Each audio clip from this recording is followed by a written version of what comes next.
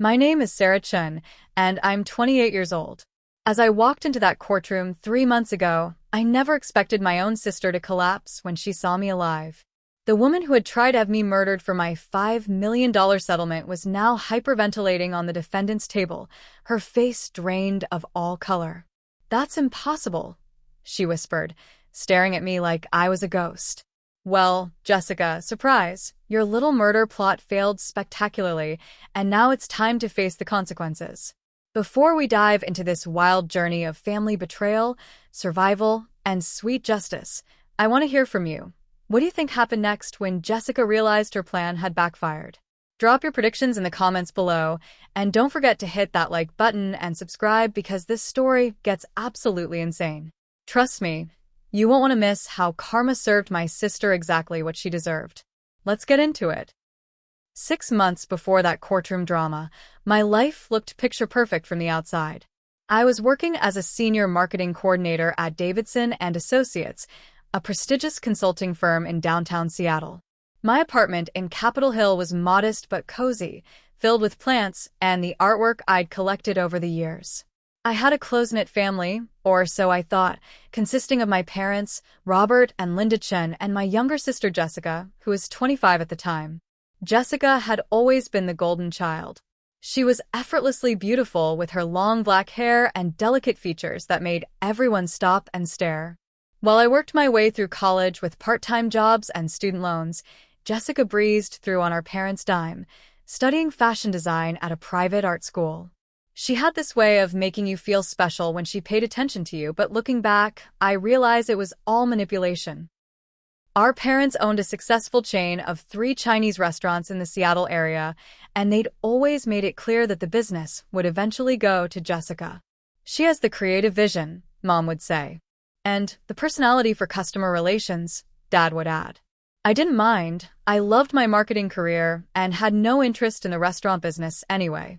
I was happy to be the supportive older sister who cheered Jessica on from the sidelines. But there were signs I should have noticed. Jessica had expensive tastes that far exceeded what our parents could afford to give her. She drove a brand new BMW, wore designer clothes, and took lavish vacations to Europe twice a year. When I asked her about it, she'd laugh and say she was good with credit cards or had generous friends. I was too trusting to dig deeper. The truth was, Jessica had been living way beyond her means for years. She'd racked up over $200,000 in credit card debt, taken out loans using fake documents, and had even embezzled money from our parents' restaurants. But I didn't know any of this yet. All I knew was that my little sister was living her best life, and I was genuinely happy for her. Our family had Sunday dinners every week at our parents' house in Bellevue. Jessica would regale us with stories about her design projects, her latest shopping finds, and her busy social life. I'd talk about my marketing campaigns and the small victories at work. Mom would fuss over both of us, making sure we ate enough, while Dad would lecture us about saving money and being responsible. Ironic, considering Jessica was bleeding him dry without his knowledge. These family gatherings felt warm and genuine. We'd laugh together, share inside jokes, and I truly believed we were close. Jessica would often stay after dinner to help with dishes, and we'd chat about everything and nothing. She seemed interested in my life, asking about my job, my dating life, my future plans. I thought she cared about me as her big sister. Looking back, I realized she was probably gathering information, figuring out my financial situation, my daily routines, my vulnerabilities. But at the time, it just felt like normal sister bonding. We'd text each other throughout the week, sharing memes and complaining about work stress. She'd call me when she was having a bad day, and I'd drop everything to listen and offer advice. I was completely blind to the storm brewing beneath the surface. Jessica's debt was crushing her, and she was getting desperate. Loan sharks were calling her phone daily. Her credit cards were maxed out, and she'd already borrowed the maximum amount our parents' business could handle without raising red flags. She needed money, and she needed it fast. But I had no idea about any of this.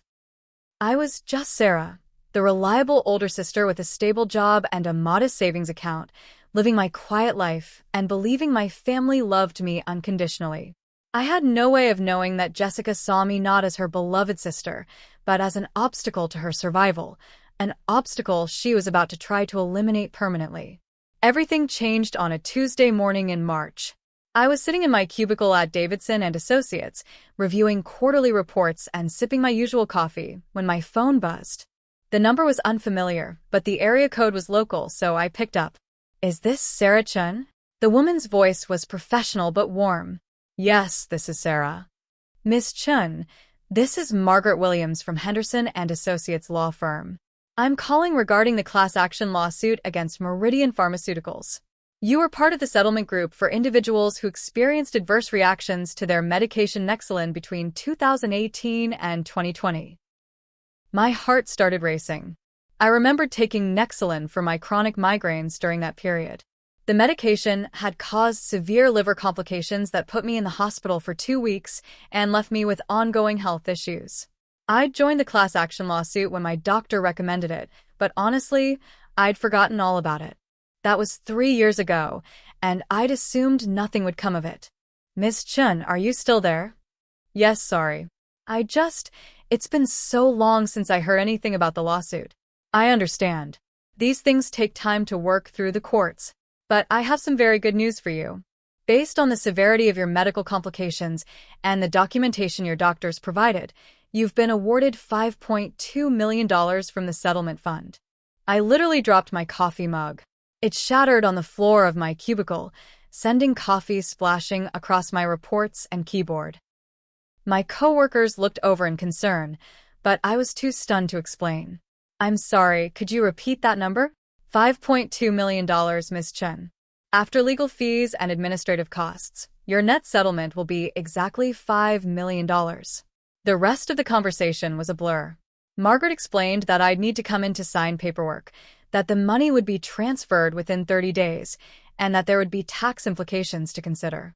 She congratulated me and said I was one of the largest individual settlements in the case due to the severity of my liver damage. After I hung up, I sat in my coffee-soaked cubicle in complete shock. $5 million. I'd gone from having $12,000 in my savings account to being a millionaire in the span of a 10-minute phone call. My hands were shaking as I tried to process what this meant for my life. I called in sick for the rest of the day and drove home in a daze. $5 million would change everything. I could pay off my student loans, buy a house, maybe even start my own marketing consultancy. I could help my parents with the restaurant business, take real vacations, and never worry about money again. But who should I tell first? The answer was obvious: my family. They'd been so supportive during my health crisis, visiting me every day in the hospital and helping with medical bills. They deserved to celebrate this incredible news with me. I decided to call Jessica first. We'd always shared our big news with each other before telling our parents. I was practically bouncing with excitement as I dialed her number.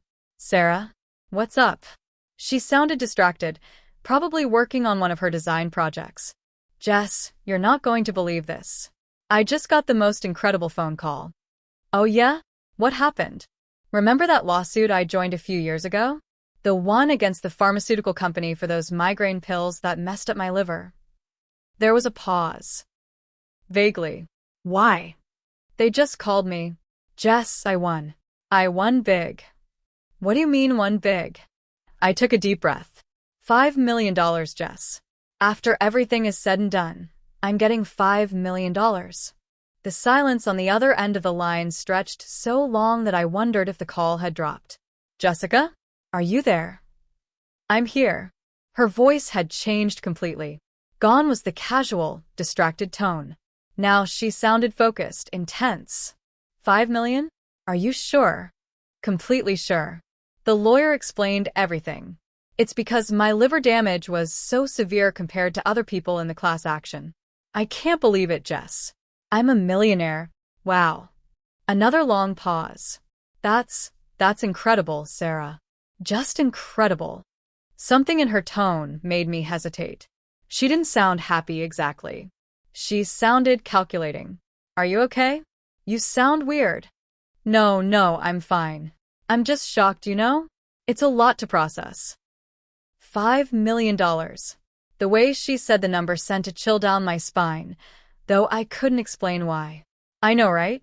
I'm thinking about calling Mom and Dad, maybe driving over there tonight to tell them in person. Wait. Her voice was sharp now. Don't tell them yet. Why not? I just think you should be careful, Sarah. This is a lot of money. You need to think about how this changes things, about who you can trust. I laughed, though it felt forced. What do you mean, who I can trust? It's Mom and Dad we're talking about. I know. I just think you should keep this quiet for now. Get your legal stuff sorted out first. Make sure the money is actually in your account before you start telling people. Her advice made sense, but something about the way she delivered it felt off. There was an urgency in her voice that I didn't understand. Okay, I guess you're right. I'm just so excited I want to tell the whole world. I get that. Look, why don't we meet for dinner tonight? Just the two of us. We can celebrate, and you can tell me all the details. That sounds perfect. Where do you want to meet? How about that new place in Fremont? The one by the water? We made plans to meet at 7, and I spent the rest of the afternoon in a euphoric haze, researching investment strategies and dream houses online. I had no idea that by sharing my incredible news with Jessica, I just signed my own death warrant. That evening, I arrived at Saltwater, the trendy seafood restaurant Jessica had suggested, 15 minutes early. I'd changed into my nicest dress, a navy blue wrap dress I usually saved for special occasions, and even put on makeup. This felt like the biggest celebration of my life, and I wanted to look the part. Jessica arrived right on time, looking stunning as always in a flowing emerald green dress that probably cost more than my monthly rent. She hugged me tightly when she saw me, holding on longer than usual. I still can't believe it, she whispered in my ear. My big sister, the millionaire. We were seated at a table overlooking the water, and I couldn't stop grinning as I told her every detail of the phone call. Jessica listened intently, asking questions about the timeline, the legal process, and exactly how the money would be transferred. So they're sending you a check for $5 million? She asked, twirling her wine glass. Not a check exactly. The lawyer said it would be a wire transferred directly into my bank account. Should happen within the next 3 weeks. And no one else knows about this yet. Just you. Well, and the lawyers obviously. But no one in our family or at work. Jessica nodded thoughtfully. That's smart.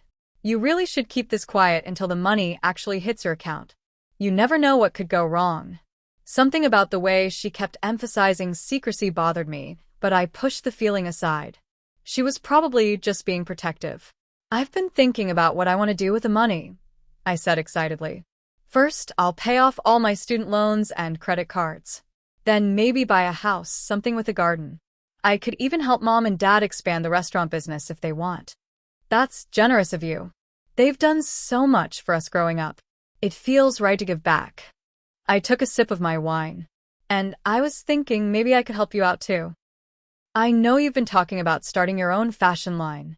Jessica's expression shifted so quickly that I almost missed it. For just a moment, her face lit up with something that looked almost predatory. Then she composed herself and smiled. That's incredibly sweet of you, Sarah. But let's not get ahead of ourselves. You should focus on securing your own future first. The conversation continued, but I noticed Jessica kept steering it back to practical details about the money transfer. She wanted to know which bank I used, whether I'd need to be present for the transfer, what kind of documentation was required. At the time, I assumed she was just being thorough, making sure I didn't get scammed or make any mistakes. You know what? Jessica said as we were finishing our entrees. I have a friend who works in wealth management. Maybe you should meet with her before the money comes through, get some professional advice about investments and tax strategies. That's a great idea. What's her name? Michelle Torres. She's brilliant with this stuff. I could set up a meeting for next week if you want. I agreed enthusiastically. Having Jessica help me navigate this new reality felt natural. She'd always been more sophisticated about money and business than I was. After dinner, Jessica insisted on walking me to my car. The parking lot was dimly lit, and there were only a few other cars scattered around. As we strolled slowly toward my Honda Civic, Jessica linked her arm through mine. Sarah, I want you to know how proud I am of you. You've been through so much with your health issues, and you've always handled everything with such grace. You deserve this windfall. Her words made me emotional. Thank you, Jess. That means everything coming from you. I also want you to know that you can trust me completely. With your secret, with anything. We're sisters, and sisters stick together no matter what. At my car, she hugged me again, and I noticed she was trembling slightly. Are you okay? I asked. I'm just overwhelmed, she said. Happy for you, but also a little scared. This kind of money changes people, changes relationships. I don't want anything to come between us. Nothing could ever come between us, I assured her. You're my little sister. I love you. I love you too, she whispered, but something in her voice sounded almost like goodbye. Over the next few days, Jessica called me constantly. She wanted updates on every conversation with the lawyers, every piece of paperwork I signed. She also started giving me advice about staying safe. You should be extra careful walking alone at night, she said during one call. Rich people are targets for all kinds of crimes. I'm not rich yet, I laughed. But you will be soon. And word gets out about these things faster than you think. She also started asking strange questions about my routines. When did I usually go grocery shopping? What route did I take to work? Did I ever go hiking alone on weekends? When I asked why she needed to know, she said she was worried about my safety and wanted to make sure someone always knew where I was. Looking back, I realized she was mapping out my schedule, looking for opportunities. But at the time, it just seemed like sisterly concern. The most unsettling conversation happened about a week after our dinner at Saltwater. Jessica called me late at night, sounding upset. Sarah, I need to ask you something, and I need you to be completely honest with me. Of course.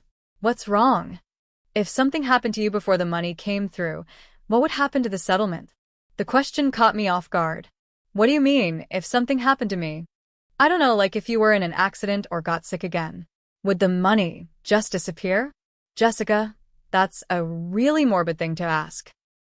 I'm not trying to be morbid. I'm just worried about you, and I want to understand how these things work. I thought about it. I guess it would probably go to my beneficiaries, just like any other asset. I mean, the settlement is for damages I already suffered, so it's not like it would just vanish if I died. Who are your beneficiaries? You and Mom and Dad, split 3 ways. Same as it's always been. There was a long silence. Jessica? That's good, she said finally. That's really good to know. After we hung up, I lay awake for hours feeling unsettled. Something was wrong with Jessica, but I couldn't put my finger on what it was. She seemed anxious, almost desperate at times. And her questions were getting increasingly strange. But she was my sister, and I trusted her completely. I had no way of knowing that she was already planning my murder. The next 2 weeks passed in a strange blur of anticipation and growing unease. Jessica's behavior became increasingly erratic, and I started to feel like I was being watched.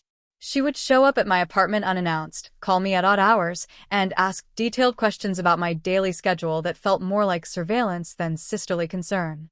I just want to make sure you're being safe, she'd say whenever I questioned her sudden intense interest in my whereabouts. You're about to be worth $5 million, Sarah. You can't be too careful. But it was her new friend Michelle Torres that really set off alarm bells. When I met Michelle at a coffee shop in downtown Seattle, everything about the encounter felt wrong. Michelle was polished and professional, with an expensive handbag and perfectly styled blonde hair. But when I asked basic questions about her wealth management services, her answers were vague and contradictory. So, how long have you been working with Jessica? I asked. Oh, we go way back, Michelle said, avoiding eye contact. She's told me so much about you and your situation. What kind of investment strategies would you recommend for someone in my position? Michelle fumbled through a generic response about diversified portfolios and tax-deferred accounts, but it was clear she didn't know what she was talking about. When I asked for references from other clients, she claimed confidentiality agreements prevented her from sharing any details. After the meeting, I called Jessica immediately. I don't think your friend Michelle is legitimate, I said. She couldn't answer basic questions about investment strategies, and she seemed really nervous. Jessica's response was sharp and defensive. What do you mean she's not legitimate? I've known Michelle for years. How exactly do you know her? From where? There was a pause. We met through mutual friends. Look, Sarah, I think you're being paranoid. The stress of this windfall is getting to you. But I wasn't being paranoid. My instincts were finally kicking in. That evening, I did some research on Michelle Torres and couldn't find any record of her working for any wealth management firm in the Seattle area. Her LinkedIn profile had been created just 2 weeks earlier, and her work history was suspiciously vague. I also started paying closer attention to Jessica's financial situation. Her BMW was newer than I'd realized, probably a 2023 model that would have cost at least $60,000. Her apartment in trendy Queen and had to be costing her at least $3,000 a month. Her designer clothes, expensive jewelry, and frequent vacations didn't add up with what I knew about her income from freelance design work. So I did something I'd never done before. I hired a private investigator. His name was Detective Ray Martinez, a former Seattle PD officer who now ran his own investigation firm. I felt guilty about essentially spying on my own sister, but something was seriously wrong, and I needed to know what it was before $5 million landed in my bank account. Ray's findings were devastating. Jessica wasn't just in debt. She was drowning in it. She owed over $200,000 to various credit card companies, had taken out multiple personal loans using fraudulent information, and had been embezzling money from our parents' restaurants for over 2 years. Even worse, she'd borrowed $75,000 from a loan shark named Tommy Castellano, a man with connections to organized crime who was known for using violence to collect debts. Your sister is in serious trouble, Ray told me during our meeting at his office. Castellano's people have been calling her daily. Word is, if she doesn't pay up by the end of next month, they're going to make an example of her. The pieces were starting to come together, but I still couldn't believe Jessica would hurt me. She was desperate, yes, but she was still my sister. There had to be another explanation. That's when Ray showed me the surveillance photos. I've been following her like you asked, he said, sliding a manila envelope across his desk. These were taken yesterday afternoon. The photos showed Jessica meeting with a man I didn't recognize in a parking garage downtown. He was tall and lean with graying hair and an expensive suit. In one photo, Jessica was handing him an envelope. In another, they were looking at what appeared to be photographs that looked like surveillance shots of me. Who is he? I asked, my hands shaking. Marcus Webb. He's what you might call a problem solver for people with money troubles.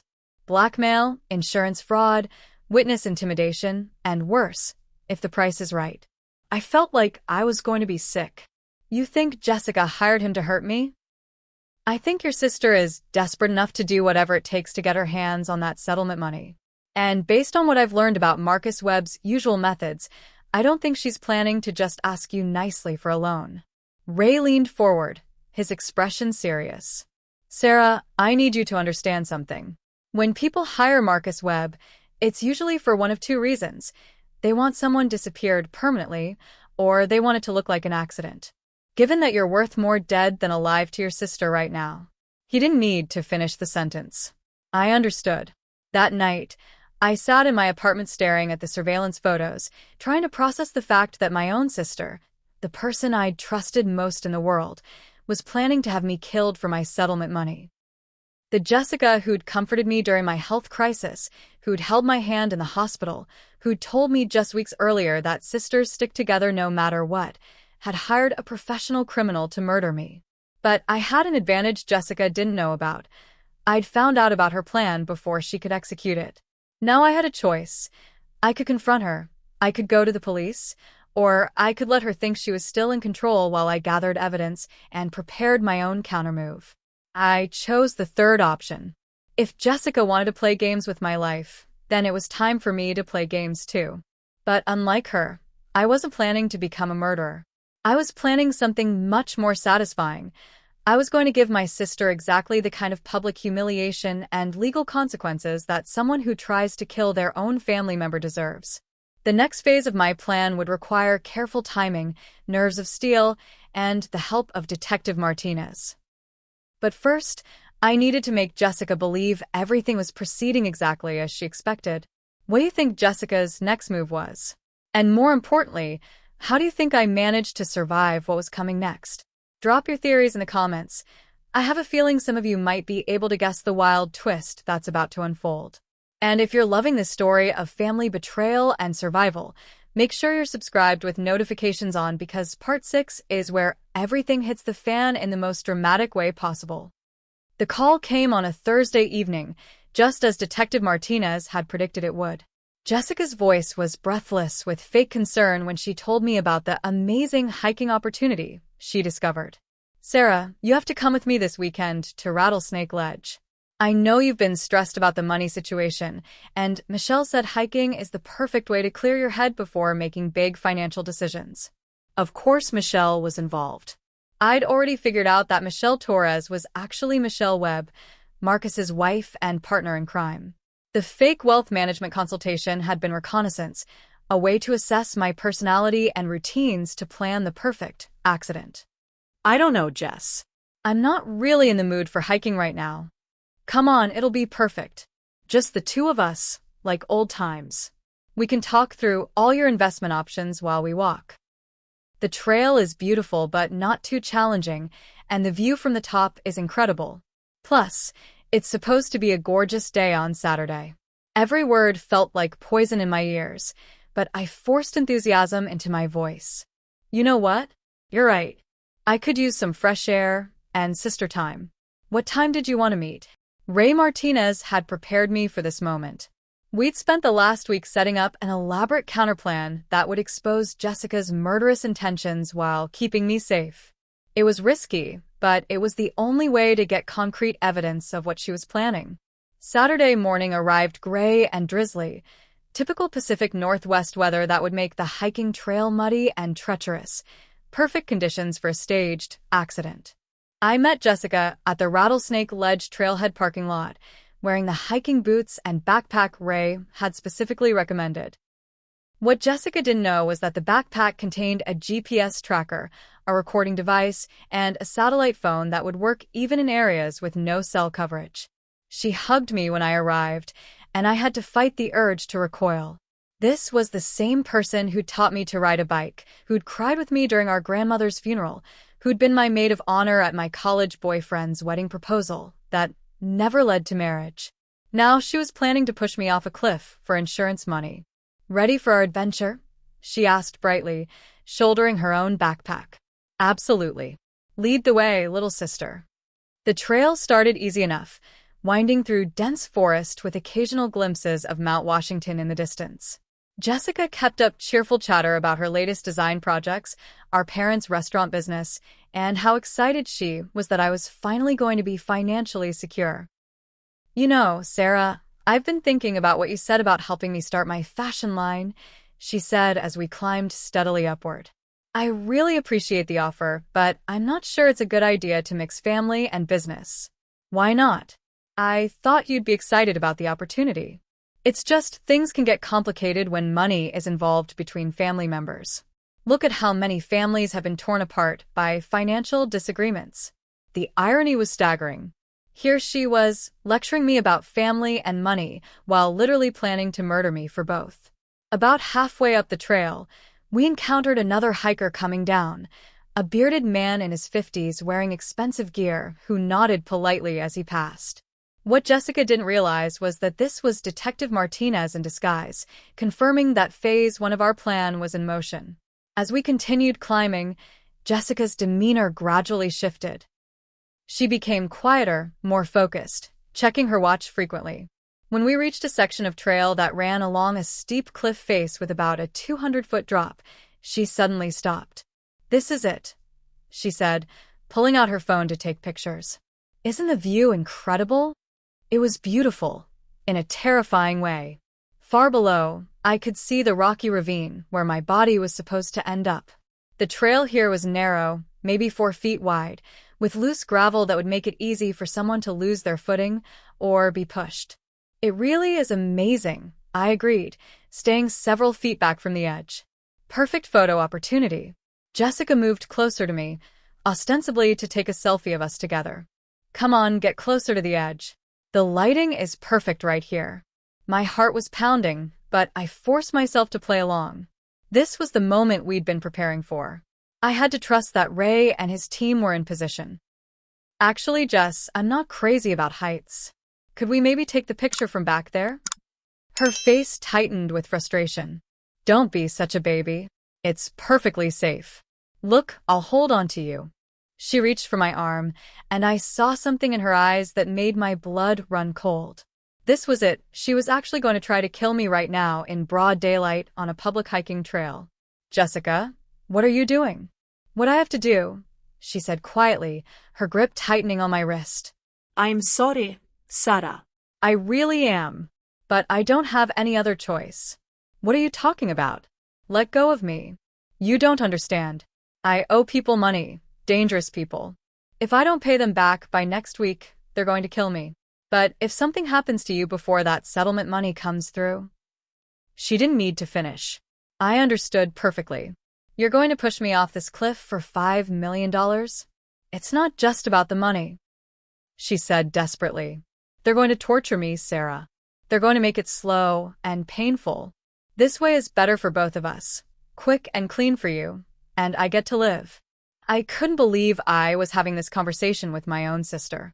Jessica, there has to be another way. We can figure something out together. There is no other way. She was crying now, but her grip on my arm never loosened. I've tried everything. This is the only solution. That's when I heard the sound I'd been waiting for, the distinctive whistle Ray had taught me to recognize. Phase 2 is about to begin. Actually, Jess, there is another way, I said calmly. You could have just asked me for help instead of trying to murder me. Her eyes widened in confusion. What? You could have told me the truth about your debts, your problems, your fear. I would have helped you figure it out. But instead, you chose to hire Marcus Webb to kill your own sister. Jessica's face went white. What are you talking about? I know about Marcus Webb. I know about Michelle Torres. I know about the loan shark and the embezzled money from Mom and Dad's restaurants. I know everything, Jessica. She stared at me in horror, her plan completely unraveling. That's impossible. Is it? You really thought I was stupid enough to just walk up here and let you push me off a cliff? You really thought I wouldn't notice that my own sister was acting like a psychopath for the past month?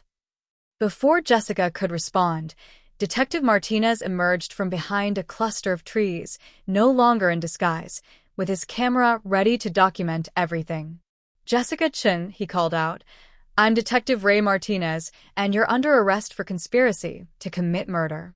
The look of absolute shock and betrayal on Jessica's face would have been satisfying if it weren't so tragic. This was my little sister, the person I'd loved unconditionally for 28 years, and she'd just tried to kill me for money. But the real surprise was still coming. Because what happened next in that courtroom 3 months later would be even more dramatic than our confrontation on the cliff. The arrest of Jessica on Rattlesnake Ledge was just the beginning of what would become the most emotionally devastating period of my life. Watching my sister get handcuffed while she screamed that I'd ruined everything and destroyed our family was an image that haunted my dreams for months afterward. Detective Martinez had captured everything on video: Jessica's confession, her attempt to pull me toward the cliff edge, and her complete breakdown when she realized I'd been one step ahead of her the entire time. But building a solid criminal case required much more evidence than one dramatic confrontation on a hiking trail. Over the next several weeks, Ray and I worked with the King County Prosecutor's Office to unravel the full scope of Jessica's crimes. What we discovered was far worse than I'd initially imagined. This wasn't just a desperate sister making a terrible decision. This was a calculated criminal operation that had been in the works for months. The investigation revealed that Jessica had been planning my murder since the day I told her about the settlement. Within hours of our phone call, she'd reached out to Marcus Webb through a connection she'd made while borrowing money from dangerous people. Webb specialized in making murders look like accidents, and he'd been studying my routines, my habits, and my vulnerabilities for weeks before the hiking trip. But Jessica's criminal activity extended far beyond conspiracy to commit murder. The forensic accountants discovered she'd been embezzling from our parents' restaurants for over 2 years, using sophisticated methods to hide the theft. She'd created fake vendor invoices, manipulated payroll records, and even set up shell companies to funnel money into her personal accounts. The total amount stolen was staggering, $347,000 from 3 family businesses that employed over 30 people. Our parents had been struggling to understand why their previously profitable restaurants were suddenly losing money, cutting employee hours and delaying equipment repairs they couldn't afford. Meanwhile, Jessica was using their stolen money to maintain her lavish lifestyle and pay off increasingly desperate gambling debts. Yes, gambling debts. That was another revelation that shattered my understanding of who my sister really was. The loan shark Tommy Castellano wasn't just threatening her over credit card debt. Jessica had been betting on everything from football games to horse races to online poker, losing money faster than she could steal it from our parents. Marcus Webb, under pressure from his own legal troubles, eventually cooperated with prosecutors and provided detailed information about Jessica's murder plot. According to Webb's testimony, Jessica had initially approached him about staging a burglary at my apartment that would result in my accidental death. When that plan seemed too risky, they'd settled on the hiking accident scenario. The most chilling detail was how methodical Jessica had been. She'd researched the insurance policies on my life, calculated exactly how the settlement money would be distributed upon my death, and even practiced the hiking route multiple times to identify the perfect spot for my accident. Webb had provided her with a detailed timeline: push me off the cliff, call 911 in a panic, play the grieving sister, and collect the money within 60 days. But perhaps the most heartbreaking discovery was finding Jessica's journal, which the police seized during a search of her apartment. Page after page detailed her growing resentment toward me, her jealousy over my stable life and good health, and her rationalization for why killing me was justified. Sarah has always been the lucky one, one entry read. Perfect grades, perfect job, perfect health insurance that gets her $5 million for a few weeks in the hospital. Meanwhile, I'm drowning and no one cares.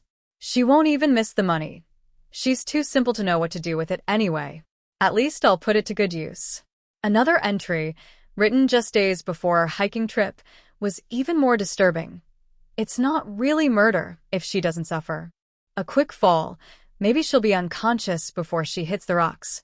She'll never know what happened, and I'll finally be free to live the life I deserve. Reading those words written in my sister's familiar handwriting was like being stabbed in the heart repeatedly. This person who I'd loved unconditionally, who I'd have given anything to help, had convinced herself that I deserved to die for the crime of being lucky. The betrayal wasn't limited to Jessica. Our parents were devastated when they learned about the embezzlement, but their reaction to the attempted murder was what really shocked me. Instead of horror at what Jessica had tried to do, their first concern was whether I would ruin the family by pressing charges. "Can't you just work this out between yourselves?" my mother pleaded during a tearful phone call. "She's your sister, Sarah. Family should forgive family. She tried to murder me, Mom. She hired a professional killer and planned to push me off a cliff. She was desperate. She made a mistake, but she's still your sister. If you send her to prison, you'll be destroying her entire future." My father was even worse. "You have $5 million now," he said coldly. "What do you need revenge for? Just take your money and move on. Stop embarrassing the family with this drama." Their reaction was almost as devastating as Jessica's betrayal. My own parents were more concerned about the family's reputation than the fact that their youngest daughter had tried to murder their oldest. They suggested I should feel guilty for trapping Jessica, as if defending my own life was somehow a moral failing. The extended family wasn't much better.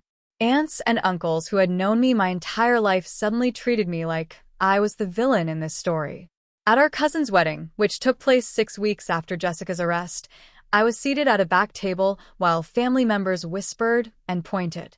Several relatives actually approached me to suggest I should drop the charges, for the good of the family. But the most painful moment came when my grandmother, who had always been my biggest supporter, looked me in the eye, and said, "I raised you girls to take care of each other. This isn't what family does, Sarah." I realized then that I wasn't just losing Jessica, I was losing my entire family. They'd rather protect a would-be murderer than support the victim, simply because admitting what Jessica had done would force them to confront uncomfortable truths about who she really was. So I made the hardest decision of my life. I cut contact with all of them and focused entirely on building the strongest possible case against Jessica. If my family wanted to choose a murderer over a victim, that was their choice. But I wasn't going to let Jessica's crime go unpunished just to make everyone else more comfortable. Working with the prosecutor's office, we built what District Attorney Jennifer Walsh called one of the most comprehensive conspiracy to commit murder cases she'd ever seen. We had video evidence, audio recordings, financial records, witness testimony from Marcus Webb, and Jessica's own journal entries detailing her murderous intentions. The media attention was intense and mostly sympathetic to my story. Local news stations picked up the case, and it even made national headlines as an example of how money can destroy families.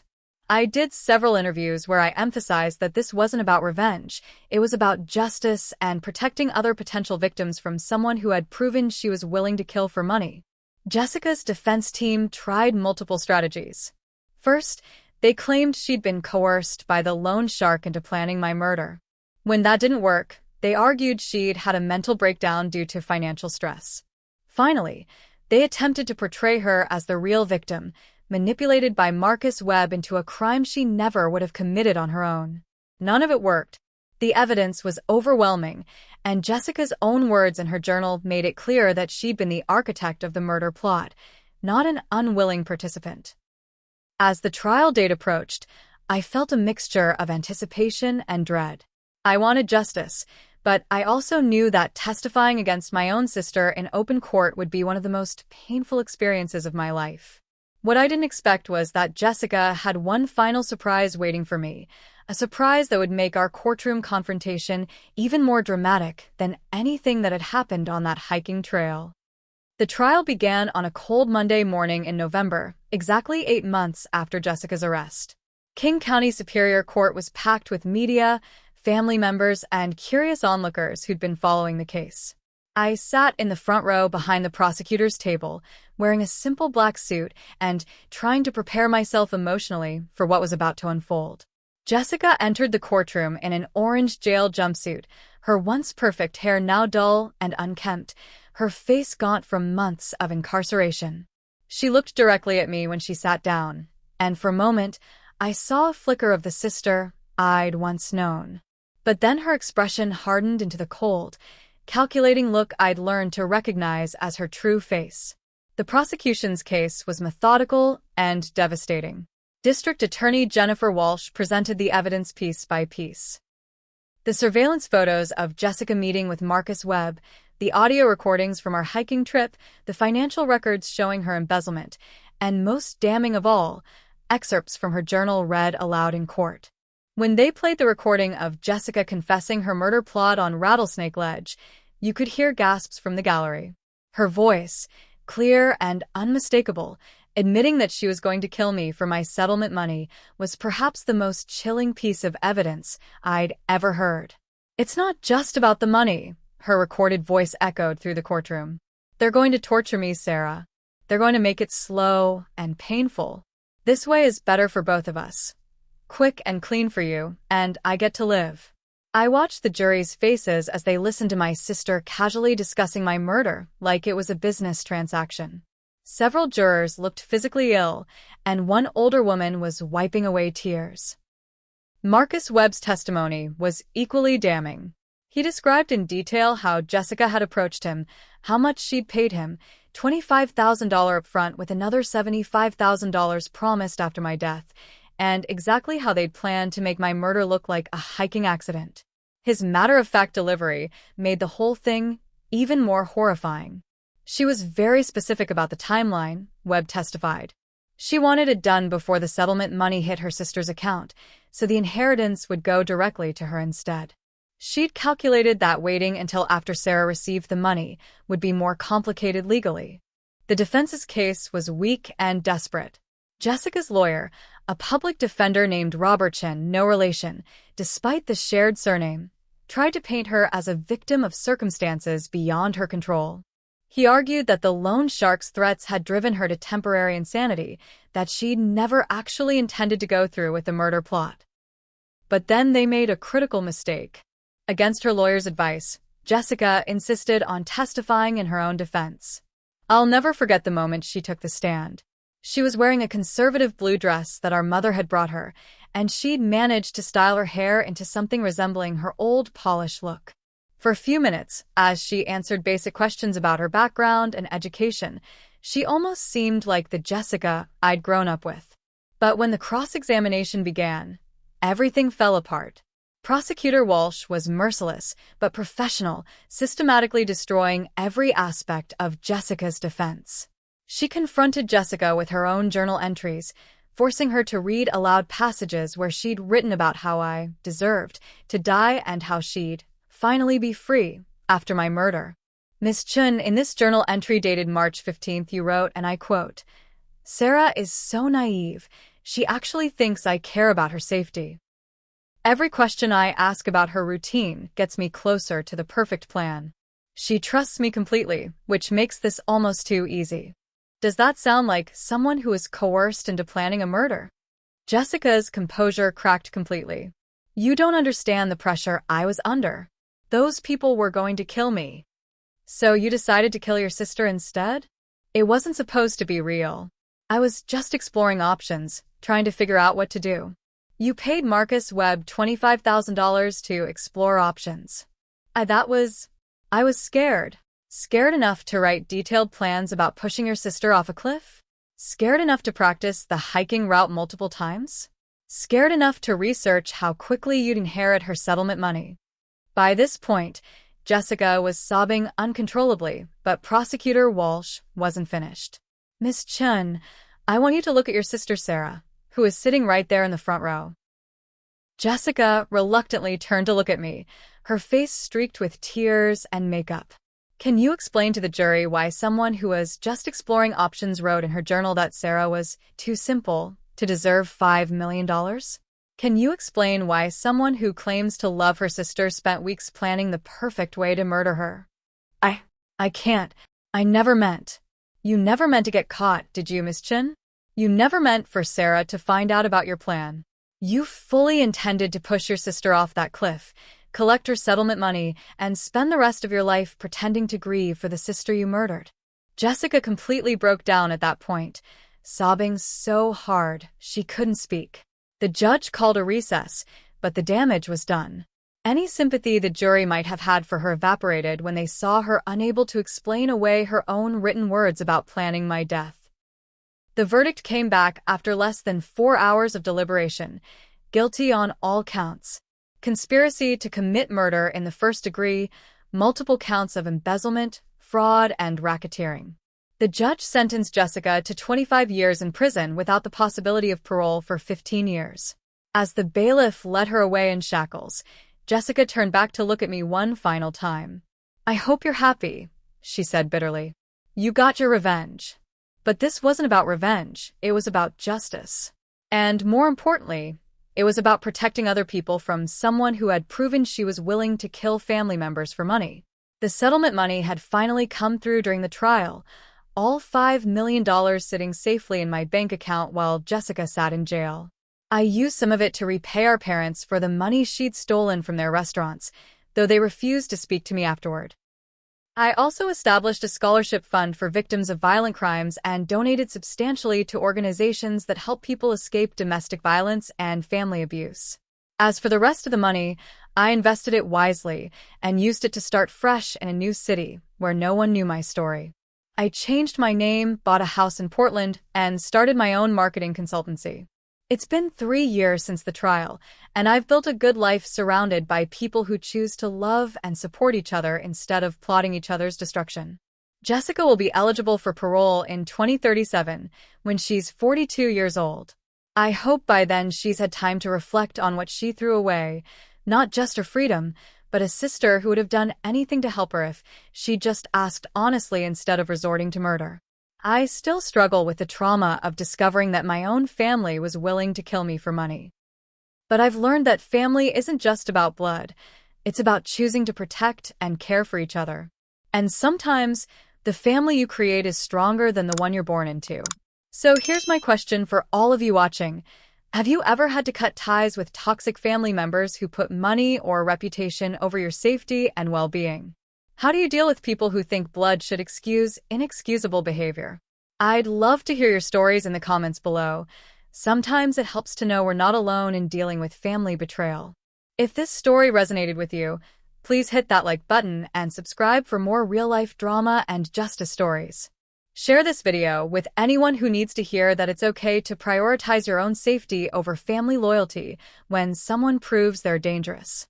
And remember, trust your instincts when someone's behavior doesn't feel right, even if they're family. Thank you for watching my story and for all the support you've shown. I hope Jessica's consequences serve as a reminder that actions have consequences and that justice sometimes takes time, but does eventually find its way to those who deserve it. Take care of yourselves and the people who truly love you. Life's too short to waste on people who see you as expendable.